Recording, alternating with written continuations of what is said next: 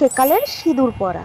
বাবা সকাল সকাল স্নান করা হয়ে গেছে, এবার আমি সিঁদুরটা পরে নিই। হ্যাঁ, সিঁদুরটা মোটা চওড়া করে পরতে হবে। মা বলেছে যে চওড়া করে নাকি সিঁদুর পরলে স্বামীর নাকি অনেক আয়ু বাড়ে। আমি আরও চওড়া করে, একদম অনেকটা চওড়া করে সিঁদুরটা পরে নেবো, যাতে আমার স্বামীর অনেক বেশি আয়ু থাকে।